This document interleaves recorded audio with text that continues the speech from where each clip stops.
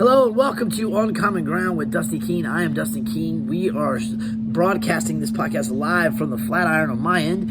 And On Common Ground with Dusty Keene is really a podcast that is geared toward friends of mine and people that I know and colleagues of mine that are making an impact in other people's lives, people who are living life on their own terms, people who are living out their dream, and people who are super creatives. And we talk about all kinds of topics ranging from the upcoming shift in humanity that is something like we have never seen, to political topics of the day, to comedy, to music, to art of any kind, and also local and national and global events that are going on, and kind of get our takes, as well as specific spaces that thought leaders are in that we interview, to give you some insight on what the newest and latest programs and ideas are in those spaces. So I hope that while you take a listen, that each week you'll learn something different and get a new little piece of information that inspires you in a totally different vein than the week before. So please join me in welcoming a guest that needs no introduction locally. He is the Hammond organ player for Donna the Buffalo, which owns an organization called Grassroots, which has festivals, and one of which is Shakori Hills, which is extremely popular here around Greensboro and other places. It is a massive festival with incredible musicians, and it's been going on for over a decade. And Dave McCracken is probably, in my opinion, the best Hammond organ player in the world. So we get the privilege of sitting down with him, and I'd like to welcome you all to the program, to the podcast On Common Ground with Dusty Keene, and my guest is David McCracken of Donna the Buffalo. Welcome, David.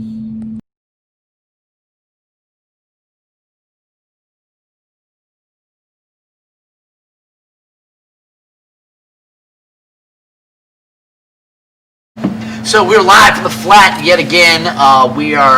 Today's guest is a really good friend of mine, and very intelligent person, incredibly talented musician, Dave McCracken, who is the Hammond keyboard player for Donna the Buffalo.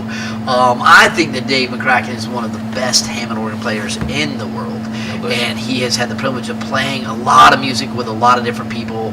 And how you doing, Dave, by the way? I'm good. Thank you for coming, man, and thank you for being on the show. Absolutely. You are on Common Ground with Dusty Keene, and we're going to talk about sort of the life of a musician. For me, someone who's achieved what you have is really fucking special, hard to do, and is a totally different life. And this is one that, plays music. How many days a year would you say in the past 15 years have you been out and about? Last 15 years with Donna the Buffalo, 12 years with Donna the Buffalo, 100 and something nights gone. Probably 120, something like that. A year. Yeah, it's like half right. a year. Yeah, so half a year you're traveling, and that's the nights that you're actually playing the dates. Yeah. You probably do 100 shows. That's true. But then you have to travel from there between that, so it's probably double that at least with the travel time. Yeah, for sure. Which is a whole different life, and we're going to talk about that. But I also want to talk about how you grew up and how you came into music and what brought you to say, man, this is what I want to do with my life. And this is because anybody that's a musician has to be dedicated and devoted and disciplined enough to learn their instrument, to be at a level to where you're traveling with other musicians that are that talented. I mean, you really got to put your time in, and it's not something you can skip or leap or jump over, and that's with anything. But music, particularly because you're to have the success like you have with so many years with one band, you've got relationships to deal with as well, and that can break many great groups up, and has. So there's a lot of different stuff with that. Hopefully you we can talk about. But how did you you're a Greensboro native? Yeah. Right. Born here. Yeah. And me too. And I don't think a lot of people know that there's a ridiculous amount of talent in Greensboro. It's unreal. So talented, yeah. And then this is in every vein, in every vein of art. And Dave is definitely an example of that. But you're from Greensboro. What was it like growing up for you? And how did you get into music? My dad's a drummer, and he would put a drum set in the house. And there's pictures of me playing the drum set when I was 2 in my little footy pajamas. So I think I just messed with it because it was there. But then he had a band for a long time was Scott Adair playing wedding receptions at the country clubs, and I was their roadie, so that was part of it, part of how I was exposed to it, I guess, or especially exposed to the. Wait, what's it? I'm sorry. How you? 80s in Greensboro, Angus McCree on High Point Road. That was like my after-school daycare kind of thing. So I'd spend all day there, and so yeah, trying to play any kind of instrument or whatever. And it was just around. I think everybody sucks equally when they first pick up an instrument, and some people can learn it faster. Maybe some people may never really improve, but that's the only difference. But I think everybody is pretty much the same when they start, and it's just how much time you put into it. So yeah, this is what I did. Yeah, and I think you got an opportunity to see a lot of people come in and buy instruments or play instruments that were really good. Who were some of the people that when you were coming up you saw play and that inspired you, that were even local cats? Yeah. That were that was local. There was heavy metal was kind of big, and it was big to me, and I liked it. There was a band called Cradle, and I saw their flyer up there. They're looking for somebody, looking for a guitar player or something, and I would write their logo and then pretend to write my new band's logo. That's like when I was 7. Oh, or wow. 8. But that was, I'd kind of dream about it a little bit. But then, or there was a guy that would come into my dad's music store.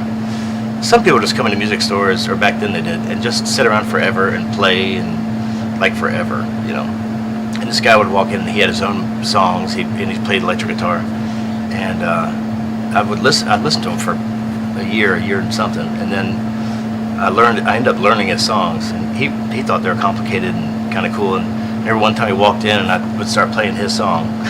I think I might have pissed him off a little bit, but it was just this is what we did. Right. Yeah. I mean, to me that'd be flattering, first of all, but I was young. Somebody else So you have been one of the few people that,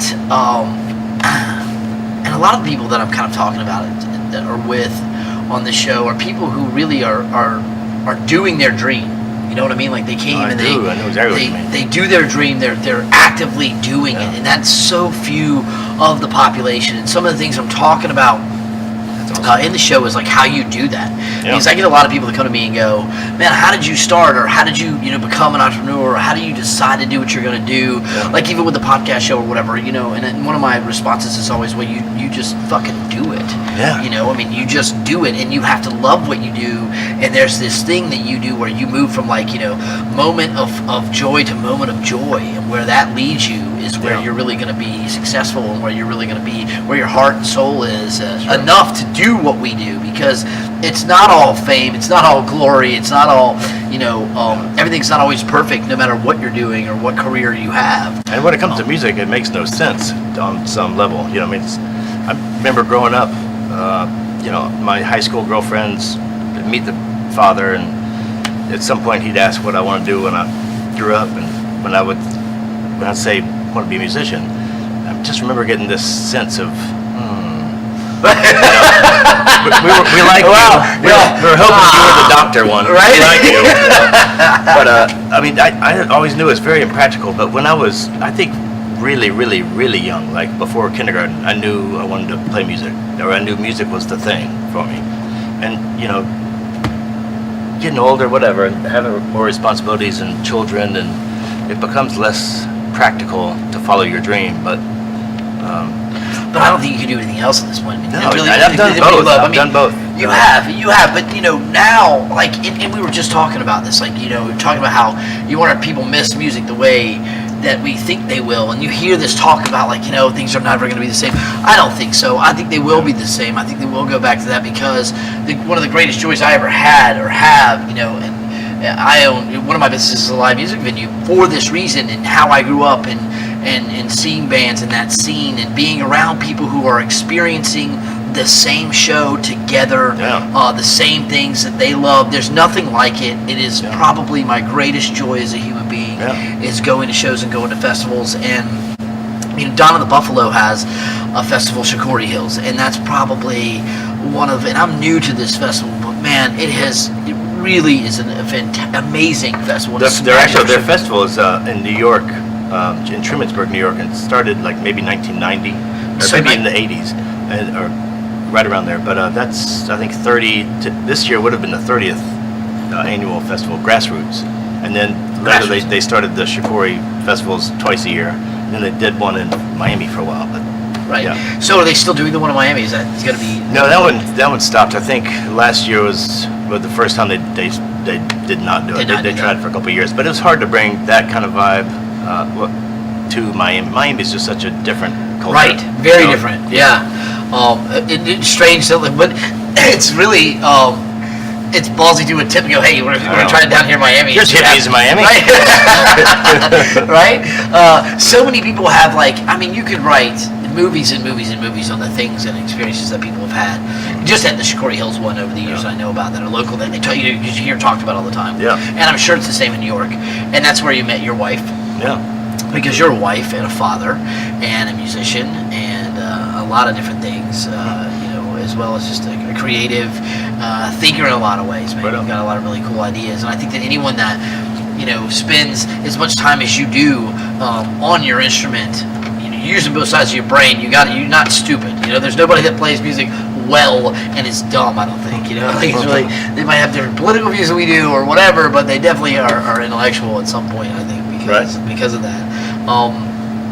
So, in that same vein of playing festivals and things and you being involved in that and traveling as a musician, what is it like being a traveling musician that plays, you're used to playing in front of, 3,000 people and just having that moment that I did dream about forever where, you hear the cheers and you see the people and it's, you're on the stage and just wow, it's like the ultimate dream for so many of us, many people. What is that like, man? What's it been like for you? I don't know. That's a lot. That's almost too much for words, but let's see. I don't know. I do know what you're saying, and it's hard for me to, I don't know. Let's see. Well, it is hard to put that into words. Yeah. I would say. No, it very much is, and also it's hard for me to talk about success of myself, because I try not to sound a little weird about it. But there's something about when you can see that everybody is really getting the music, and it might just be a moment, not like a whole night, but and everything and all the people seem to be moving as one people, and it's all just one thing. That's just an incredible thing, incredible moment to participate in. Yeah. And to what you're doing, you're almost not necessarily a puppet master, but you're almost, you're dictating where that vibe goes, where you take this mass amount of people. No, if I think about it too much, then I'll lose it. It's kind of a don't think, just feel sort of thing. Because I would like for anytime I'm playing music for it to sound great, for me to do something that's wonderful, but it doesn't work like that. So, I don't know. It's like a don't think thing. Yeah, so you're saying that when you're up there and you're getting to the thing and the way that shows go, and because obviously, shows are different. Yeah. And even though the material may be similar, the shows are different. And so you're feeling that's just like this massive energy thing. How do you, with that many people and that much energy, really focused in together on one vibe, one feeling, one boom, and it just elevates everything, and then you're up there you're not even thinking, you're just feeling this thing, dude, and trying to screw it up. Well, that's you're pretty doing amazing. It, man. That is amazing. There's this moment, if you think about it, and it's like when you're writing that moment, if you think about it, it kind of screws it up. But that's really hard to talk about. There's moments some of the highlights of my entire life so far have been those small moments where it feels like a band is in control of all of that energy, and we're really riding that wave. Right. You are riding the wave. You are the wave. Yeah.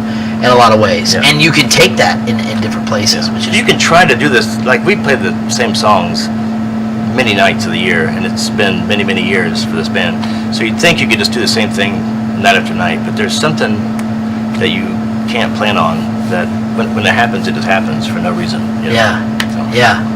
And and everybody up there with you is feeling this thing, and I know that differently. Yeah, but I think that you probably get it when everybody's on the same. Yeah. You know what I mean? Like it could be you just look at somebody. Fuck, we're doing this thing right now. Yeah, wow, that's just so. I mean, man, the I don't music's know. amazing for people. It's wonderful to play, but I think when it's wonderful medicine for people at times. Absolutely. And especially reminded of that now that there's a big void of music.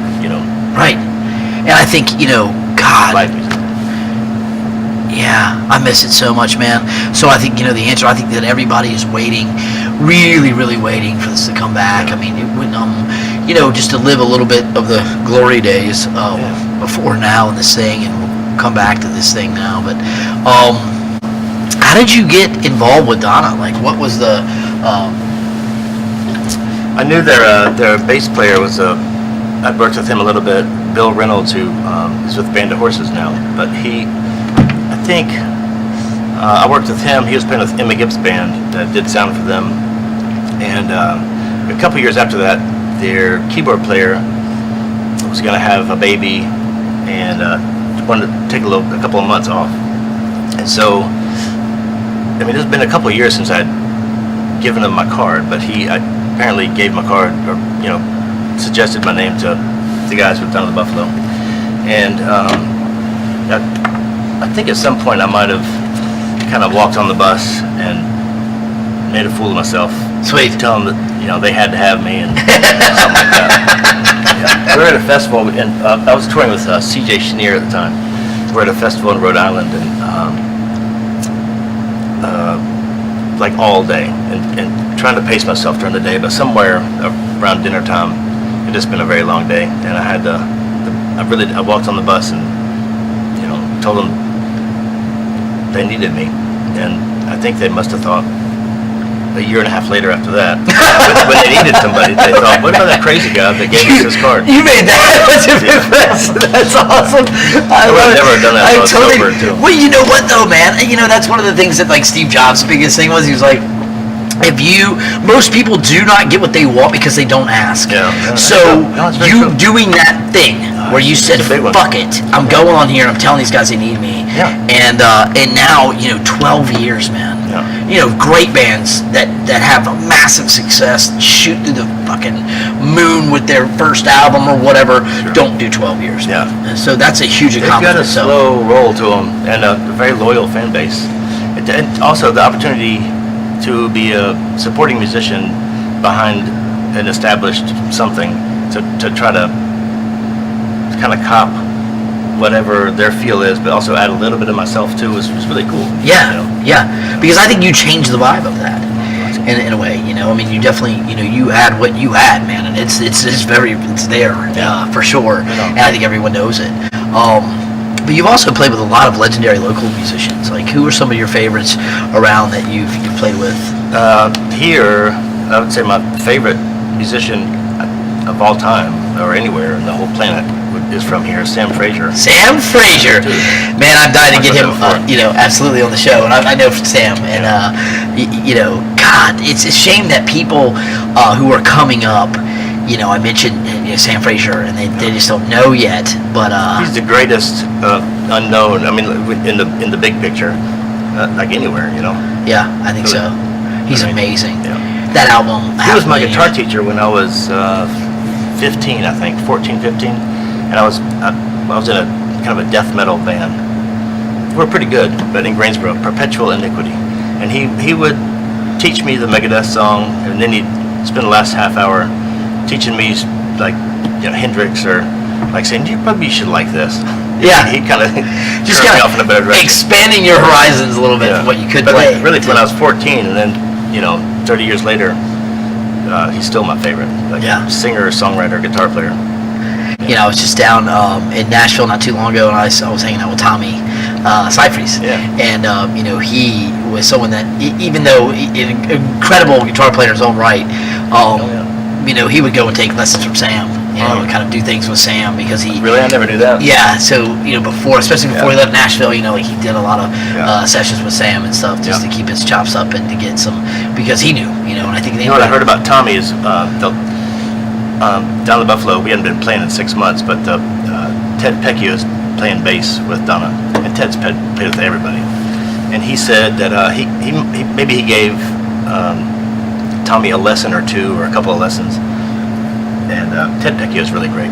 But with those lessons, Ted was saying that Tommy's become like a hell of a bass player. Oh yeah, it's amazing. Yeah, he's playing bass now. The best bass players I know, it's like that guy's solid as shit. Right? Yeah, and like this weird thing, he's a guitar player now. He plays bass. Yeah. But that's me with. I grew up as a drummer, and I wasn't that good. And then I thought guitar players were cooler somewhere in middle school or something. So I played guitar, and then in college I would join bands, and everybody's a guitar player, and there's great guitar players around. So I tried to play percussion for a while, and then eventually that's why I found keyboards, because there was no keyboard player.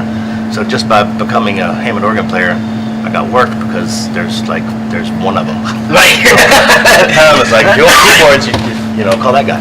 Where the hell do we find a thing? Right? The thing about playing bass is like, to be a decent bass player, there's not a lot of good bass players. Yeah. Well, even finding a band to put together is not easy. That whole process is like, what? It's kind of like, the stars have to align just to get everybody in a room together. Yeah. And then, from that, the percentage of actually coming out of the garage is a lot of that. Chops a lot of them off, Playing with folk in like mid-90s through 2000, when I was in college, we had a band called Volkswagen. And that was the biggest time for me of being in a band where everybody added something and it made it better than we all were. Like it was really a wonderful collaboration. Now John Holder, I think, was in that, or Shane Lee. Shane Lee was in that. Yeah, Shane was in that. They worked together. Yeah, that's right. Yeah, Shane, so Shane Lee was in that. I remember that. Like at the time, Shane, it was actually when he was in Volkswagen, was recording the Treads' first album. I remember that. That's right. If you remember That's those right. guys. That was 1997. Yeah, exactly. Yep. Steve Clark. Steve Clark was in that band. Yeah, exactly. And so now it's definitely a different time. I know. It has to be very different. I mean, can you talk a little bit about how it's been for you as someone that has spent so much time on the road in the past 12 years, and you're traveling and you're playing in front of these crowds, and that's been this lifestyle of yours, which is unique from, so many people. You're like, less than 1% of the world experience that kind of life, and then this weird fucking thing happens. Totally weird. And then everything is done, and you can't, you can't do that anymore, and you're forced to be home. What has that been like? The main thing I think about what's going on now is just whenever I think about the fact that everyone in the whole world is going through the same thing together at the same time. That's amazing to me. I don't think that's ever happened where everybody, for a number of months especially, where everybody in the whole planet is dealing with this change and this fear, anticipation, anxiety, whatever, at the same time. Everybody. That's pretty heavy. Yeah. But for me, traveling, for me, it was like, come home for 4 days and then leave for 3 days and come home for 3 days and go away for 4 days, and kind of every weekend sort of thing. And so I just, you just kind of get used to it. And 4 children, so as life progresses and more things are happening at home, it gets weirder to a degree when things happen at home, when you miss something or whatever, or it gets different. But it's just, you got to make a living. It's and I love doing it, so you just kind of roll with it. First of all, 4 children. Yeah. Is amazing, dude. Like, I'm a dad, and I have 2 kids, and they're like, actually, I just really have focused on 1 teenager now, and we were talking beforehand about this thing and how this weird thing has really made a generation that was kind of, a little bit within the video games and the YouTube and all the things that they have that keep them in and not sociable. Yeah. And this kind of like heightened that. Yeah. Like my daughter's been in a room basically for the most part of 6 months. I know. And while she's doing things creatively like YouTube and stuff, and creating like a channel and all that The stuff. lack of social interaction. People just bonking next to people and looking them in the eye, and how weird that it gets when you actually look a person in the eye. And that's still a weird thing. Yeah. Like, it's a powerful thing for people not to have it. And we know it's so crucial to human existence and to development, and to not have that at that age for such a long time is truly odd. It's going to be really weird, and like they were already getting that way, and now on top of the technological advances that are kind of pulling them to be more by themselves or more in virtual realities than they are in actual reality. This thing has really thrown a wrench in that. We're talking about like Zoom classes in the classroom, and like you said, my daughter's like seeing herself in the classroom. That's something we certainly never did. It's so weird that you're watching a professor, and then you also see a little square of yourself in the lower corner, and you can kind of like, that's wild that's wild stuff. Yeah, checking it out, like shit, my hair and a lecture. Yeah, it's a different kind of framework there. Oh, I think completely. Yeah. And as a parent, it's kind of strange because you have the kids sort of isolating themselves. So this time that you thought would be like, oh, I'm going to spend all this quality time with my family, really isn't. It's kind of bizarre for everybody. While you come down and play a game of Monopoly? No. Exactly. Right. Come here and force yourself to spend time with me if you don't want to. It'll be great. No, and we traveled. Like, we'd go to some of the festivals together, and that's always really cool for me because it's one part my work and also fun, and then also kind of a party and a release for mom, who's always around, just taking care of the kids when I'm gone, and then also a connecting thing for us all to where the music and family and everything becomes one place and one thing and one celebration, and that's all. So we would do that some, and we're not doing that. I mean, not doing anything. Right. Well, I mean, that's changed. What is the temperature that you're sort of on the inside of things with that scenario? Like, what are you hearing is what the temperature is on, like, will there be a spring Shakori? Will there be a fall Shakori? Like, is it something that is still up in the air? Is it something that's been talked about? I try not to stress out about that stuff. Even for me, it's not even just being home, because for 15 years I've never been home for more than 3 weeks, probably, and then all of a sudden I've not been home for 6 months, and especially just home. I mean, I go to the grocery store and that's kind of it, just home. Right. I haven't done that in a long time, about 15 years. I mean, you're saying you just one of the first in the year. Yeah. You know what I mean? So like before that, like nothing, right? And so so that's definitely odd. But then I've been trying to just kind of take it week by week and deal with things as they come. And recently I kind of checked in with the manager down at Buffalo to see, like, is there anything coming up this year? And there might not be anything this year, and it might even be, in our reality, it might be like towards fall of next year. So, and that really rocked me. That was about 3 days ago. I was thinking, maybe like the fall Shakori is the first one to come, and that'll be in 2021. Yeah, I don't even know, because for me it's like 6 months off. It's like, wow, okay. And also the other thing is not just being home. Being home is wonderful and super different, but also is super wonderful. But not getting paid, like I'm not working anymore, so that's a struggle with 4 kids. That's, but then, so it's been 6 months of it, and just to think about I'm a third of the way through, that's kind of wild. Unless, and there are all these factors. It's really interesting when we look at a virus, and I was listening to these cats talk about this the other day. When you look at a virus that comes through a computer, right? You look at a virus that comes through anything. You don't like try to kill the virus. You try to like make the person better. Yeah. Make the person, a better... Build a better suit. Right. You build a better, like, human instead of, like, let's go track them and kill those virus. So, it's really strange, sort of the strategy that was taken into this thing. Like, we need this or that, and I don't know...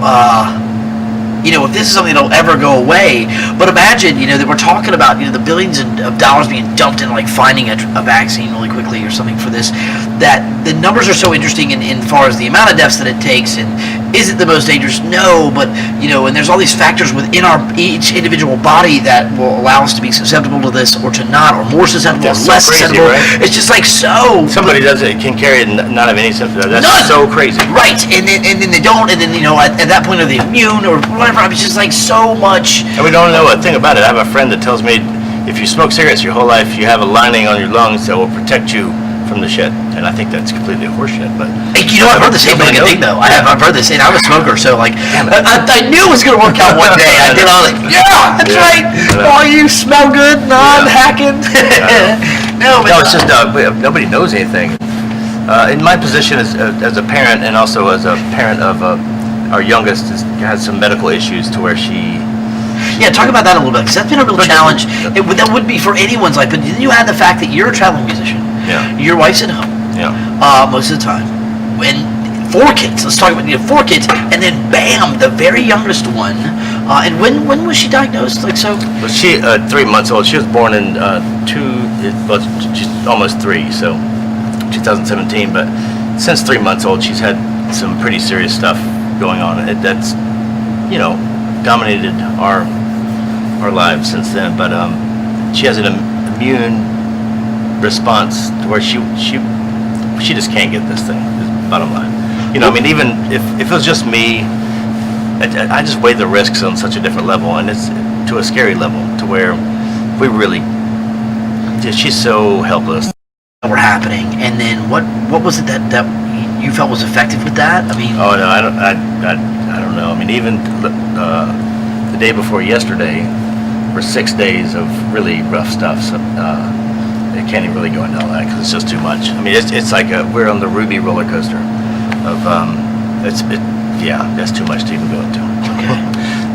It is. But that's one of the other things is we just from how this thing affects people, what we're dealing with now, how it affects people, is we were, seeing all these doctors and seeing doctors in Greensboro, and then we went to Chapel Hill Children's Hospital, and then we're going to go to Duke, but then this hit, and so postponing, really important services. Really important services. Yeah.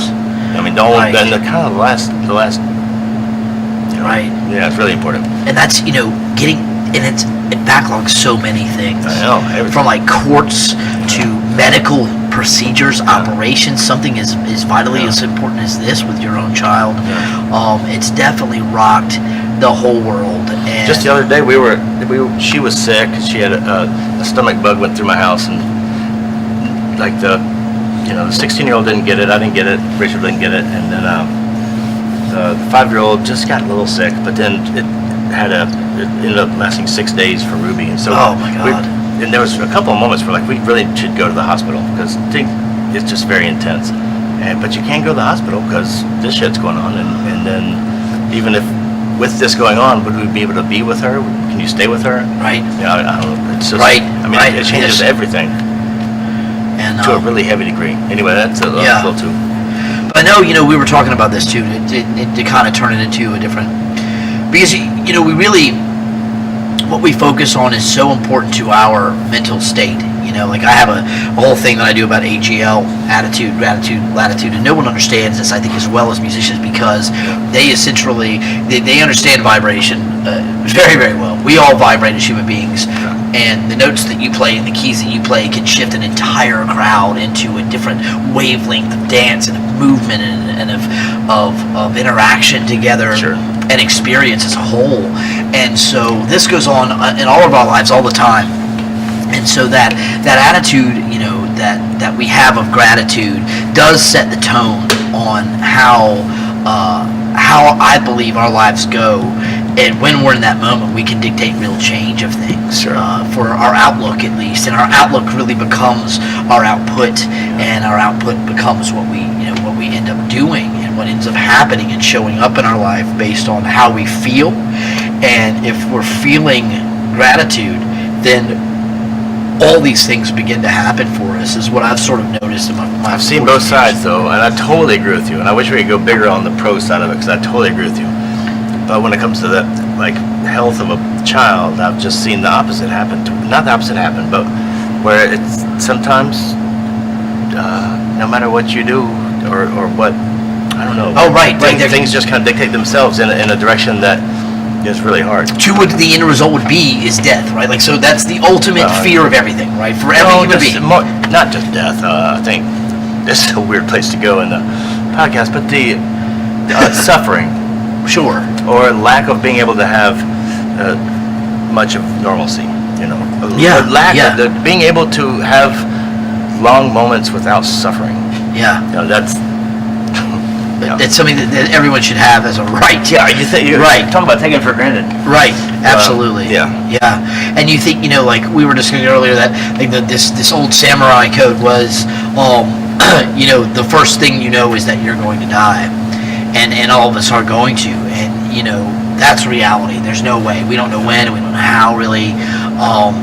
And what you said is something that you've lived this extraordinary life, in my opinion, the whole time. We were kind of touching on that earlier, from the time that you were a kid, and whose parents own a music store as well. For me, it was amazing. Like my sister, who didn't really follow the same musical bug as me, it didn't mean so much. But for me, to be a person born into the planet, it was the most amazing thing in the world. Yeah, and then that, and then becoming this, and then living that, and finding your instrument that you now we were talking about. You feel at home behind that, and that's like really your safe home place. And then living the life of a traveling musician, and having 4 kids, and being a father, and then now having the reality of having a child that is that has the struggle that little Ruby's had. I mean, it's just a lot for anyone to have to wake up and take the punches on every day. Yeah, and, no, it's absolutely too much, to tell you the truth. I mean, it's too much. No. But that's life is life. And I think that you've done it. Yeah. From me, as an outsider looking in, I think it's really admirable, David. And I think that the two of you really done an extraordinary job with, along with everything, trying to balance it out, and stay in that band, and stay in the thing, and stay married, and stay tight. dad, and stay tight, and stay this, and make the Halloween costumes. I mean, life before all this, my experiences of the last couple of years, it makes everything I knew about life seem so much easier. I guess everybody goes through that though, where you go like where things change, and it's very different. Yeah. Where life seems very easy, but it's something else. Yeah, man. I mean, you talk about challenges, and you're a guy that, what I value about our friendship is that if I'm going through something in my life, I feel very comfortable with always going to you and talking to you about it, because you've dealt with so many levels of things that you can be like, dude, it's really not the end of the world, Dusty. I think you're gonna be okay. Which I'm really thank you. Good to put things in perspective like that. Yeah, but I don't know. I Appreciate mean, we're good friends. That's why we can chat. I don't know. I don't have any answers for any of this stuff. I just know how to kind of persevere on and try to do the best you can do. But there's, it's just, for me, I think life is, it seems like there's these mileposts of moments where everything can come together. For me, in my music, and having family there, and having, I mean, you were around at Shakori Hills and saw kind of that. I got to be a part of that family. Yeah, those are the moments I'm talking about, where we can celebrate life, the music part of it, and the family part of it, and just a big celebration. Yeah, everybody's loving together, everybody's being alive together. Yeah, absolutely. And in that moment, there's nothing else going on. You're there to do that, and that is something that we all fucking miss a lot. And you were just telling me that there was a live stream that you're going to be doing soon with Donna. Yeah, I'm trying to upload it now actually, but this Friday, which is I don't know if the live stream will probably happen before this is aired. But so today's Wednesday. In 2 days, everybody's trying to stream. We can't play, so you can either play, like people in the same room, video, and do that sort of thing, or stream pre-recorded performances. So it's a performance from Merlefest 2015. That I'm uploading now to stream on Friday, the 25th. And I hope that people come together and watch that and check it out. Definitely, and these will be. This is like this is the first one you guys are doing, right? Yeah, they've done like a live performance thing, but they haven't done it seems like a lot of bands do a lot more of this sort of thing. So trying to do this with some frequency. Yeah. So please continue to. Follow Dave and Donna the Buffalo, and watch for all the streams and stuff that are coming. I would love to watch some of the stuff that you guys have done, and For the years that you've done Shakori, what are some of the favorite bands that you've seen out there? Because I've only been, a couple of years in, and the talent is ridiculous out there, man. I've discovered music out there and was like, wow. Yeah. And you've seen so much of it, and so for you, memory-wise, like, who are some of the people that you saw and you were like, man, that was badass? It is cool seeing festivals. The band plays a lot of festivals, probably a dozen so festivals a year. But so it's cool to be able to see all that and have the chance to see stuff you like more. But Hugh Masekela was somebody I saw at Shakori in the first couple of years I went that blew me away. There's been so many though. I remember the first time I walked in to the last one. It was Willie Nelson's son's band. Oh yeah. And he just rocked the fucking opening, man. It was the opening thing, like boom, it was badass. Yeah. And then Galactica played. So you just see so Wood Brothers. It's like sitting with my oldest son, who's 22 now, watching the Wood Brothers and watching Charles Bradley. We've had some moments. There's something about those little mileposts when you just realize this is a moment that you're gonna remember forever. Just like a song by a band, whatever. Yeah. But yeah, so many good bands. You just whenever being able to see a lot of live music as a person who loves music, as much as we're able to see is really cool. Yeah. And I can't wait till it happens again. But one thing that I hope that you definitely know, and that maybe is worth reminding yourself of, is that you've been a part of for many, many, many years and many, many shows, creating those memories for people where they have those posts you're talking about, and they say, this is something that I'm going to remember forever. That's what music is, though. It's that little magic potion. Not magic, but like invisible potion anyway. Yeah. Dude, I'm always just thankful that I get to pull you away and talk to you, and like some of the musicians that I talk to, Dave Grohl, dude, what? What? I'm like, dude, come on, hang out, before anyway, come on, hang out, be around. He's not, he's not like Brad Pitt, or like he's not that hard to, find. But actually, you are. Like, you got so much shit going on. It's really hard. So I'm really grateful that, you took the time with me, man, and talk about things. Is there any advice that you have to bands that are forming, or bands or musicians that are like learning an instrument, that want what you've been able to experience? I don't know. When I was in college, it reminds me of being in college. I knew music was what I was supposed to do on the planet, or like what I wanted to do. But I was so scared of putting all my eggs in that basket, because I'd just been warned that it's incredibly, it's not a good idea. Just to, music probably won't work out. So I ended up, I did study music in college, and I should have studied music in college. But I didn't think it was, I would never have thought I'm doing what I'm doing now in my mid-40s. So, I don't know, I don't have any advice. Go on the bus and say, you fucking need me, man. Yeah, exactly. Yeah. You need me. I think I said a bunch of cuss words, too. You didn't even know how much you need me. And one of the funny thing was, they had just lost a guitar player. They hadn't lost a keyboard player. I got the information wrong. I thought they'd lost a keyboard player, so... Right, you need me. I was like, wait, you play guitar? You see these fingers? They fuego. Yeah.